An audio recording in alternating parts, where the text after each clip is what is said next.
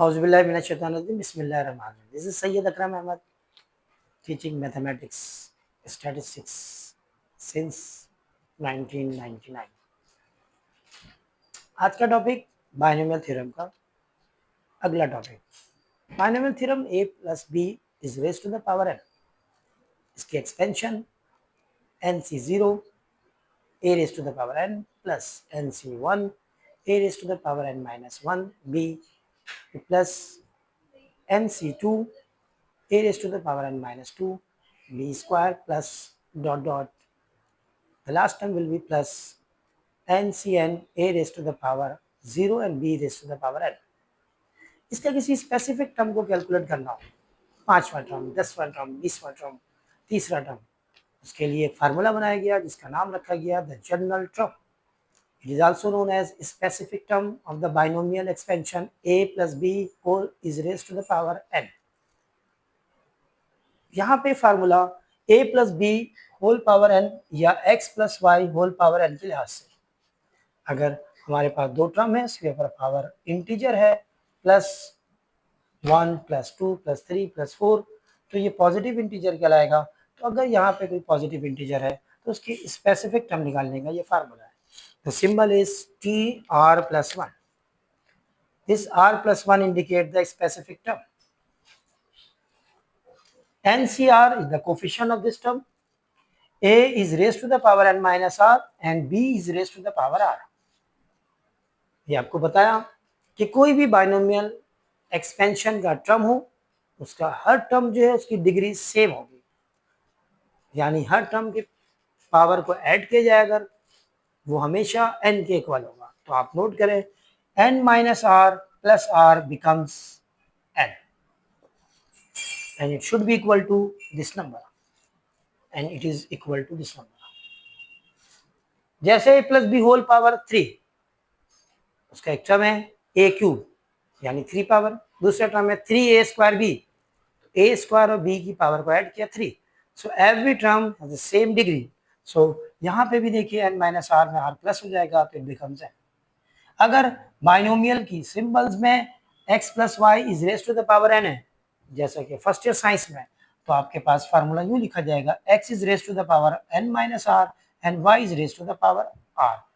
यही formula use होता है बाइनोमियल प्रोबेबिलिटी डिस्ट्रीब्यूशन में।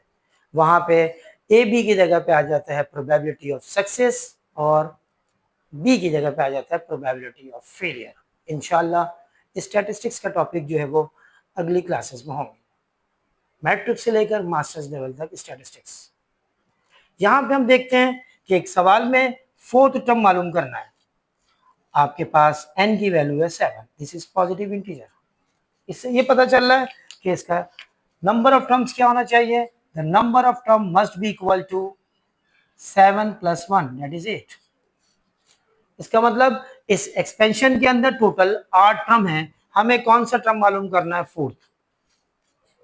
अब आप इसको कंपेयर कीजिएगा अपने बाइनोमियल वाले फार्मूले से। तो हमारे पास क्वेश्चन है 2 + x² divide by 2 is raise to the power 7। Here a is equal to +2, b is equal to x² upon 2 and n is equal to 7। This first term a, this one b and n is 7। अगर binomial के अंदर यहाँ minus का sign होता तो b की value minus में आ जाती, क्योंकि जो फार्मूला बनाया गया है वो जनरल टर्म का फार्मूला पॉजिटिव साइन के लिहाज से बनाया गया, स्टैंडर्ड साइज। यहाँ पे अगर हम बात करते हैं कि फोर्थ टर्म का क्या मतलब हुआ, तो एक्चुअली r+1 इंडिकेट्स फोर्थ। तो आपने कैलकुलेशन करते वक्त क्या लिखना है, 4t4, r+1 should be equal to 7 और ये r+1 should be equal to 4। यहाँ पे r की वैल्यू निकालेंगे, इट इज 3। इससे ये पता चला कि जो भी स्पेसिफिक टर्म निकाल रहे होंगे r उससे कम होता है, यानी अगर 7 टर्म निकाल लें तो r मस्ट बी 6, अगर 9th टर्म निकाल लें तो r मस्ट बी 8। तो यहाँ पे हमारे पास r3 आया, फार्मूले में वैल्यू रखेंगे 3 + 1 इज इक्वल टू, यहाँ पे क्या आएगा, सबसे पहले कोएफिशिएंट ये NCR यानी 7c3। साइंटिफिक कैलकुलेटर में इसका फंक्शन होता है, वरना कॉम्बिनेशन पढ़ाऊंगा तो उसके अंदर ये सारी वैल्यू सिखाना है। यहाँ पे क्या आ जाएगा, a की जगह पे 2 is raise to the power 7 minus 3, n की जगह पे 7, r की जगह पे 3, v की जगह पे क्या आएगा, x square upon 2 is raise to the power whole power r, r की जगह क्या आ जाएगा 3। अगर आपको बाइनोमियल थ्योरम के अंदर कोफिशिएंट कैलकुलेट करना नहीं आता तो आप साइंटिफिक कैलकुलेटर यूज करें, अदरवाइज इसका फार्मूला बनता है 7 factorial divided by 3 factorial and 4 factorial. इसको डिफरेंस करेंगे इसका तो ये आ जाएगा 4 फैक्टोरियल। इसी वजह से कहा जाता है कि फैक्टोरियल का जो सिंबल है, फैक्टोरियल की जो कैलकुलेशन है वो सही से आना चाहिए ताकि कैलकुलेटर के मोहताज ना रहे। आम तरीके से भी इसको सॉल्व किया जा सकता है। It is 2 is raise to the power 4 into x is raise to the power 2 into 3 6 and divide by 2 is raise to the power 3 according to the law of exponent. जब भी फैक्टोरियल डिवीजन की form में हो तो जो बड़ा number होगा उसको स्प्लिट कर दें, यानी 7 फैक्टोरियल स्प्लिट होगा 7 into 6 into 5 into 4 factorial divided by 3 factorial, चूंकि छोटा नंबर है इसको स्प्लिट कर दें। 4 फैक्टोरियल को वैसे ही रहने दिया, ये दोनों 4 फैक्टोरियल कैंसिलेशन। यहाँ पे लॉ ऑफ एक्सपोनेंट लगा दें, 2 की पावर 4 इंटू 2 की power 3 it is 2 raise to the power 4 minus 3, और आखिरी में क्या आया, x is raise to the power 6। कुछ नंबर यहाँ भी कैंसिल हो रहा है, 3 1 3 3 2 6, 2 1 2 2 1 2, तो आखिरी में बचा क्या हमारे पास 35।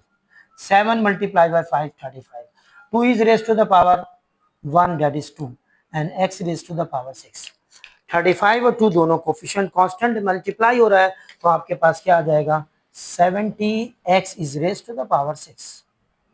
जरूरी नहीं है कि इस फार्मूले की मदद से आप कोई जनरल टर्म ही कैलकुलेट करें, इससे आप कोफिशिएंट भी निकाल सकते हैं। तो what is the coefficient of this term 70। इसके बाद इस क्वेश्चन के अंदर अगर कहा जाए find the middle term, what is the middle term, the term which divide any expansion into two equal parts, it depends on the power n. If n is even number, then there will be only one middle term. Why? If n is 8, then the number of term will be 9, because according to the rule. If n is even like 10, the number of term will be 11. तो जब आप 1 से 11 तक लिखेंगे तो middle में एक ही number आएगा, that is 6. लेकिन अगर n की वैल्यू ऑड हो, like 3 5 7, then the number of middle term will be 2. इसी वजह से ये पहचान होनी चाहिए कि n क्या है, इवन नंबर है या n ऑड नंबर। अगर n इवन नंबर है तो मिडिल टर्म की पोजीशन इस फार्मूले से निकलेगा। जैसे 10 है तो 10 plus 2 12 upon 2 6, the 6th term will be the middle term. लेकिन अगर n 9 है तो there will be 2 middle terms, n plus 1 upon 2 is the first middle term and n plus 3 upon 2 is the second middle term.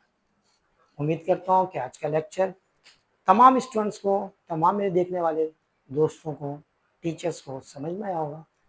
इंशाल्लाह अगले lecture में कुछ पास paper के सवाल करेंगे और आगे के टॉपिक्स। अल्लाह हाफिज़।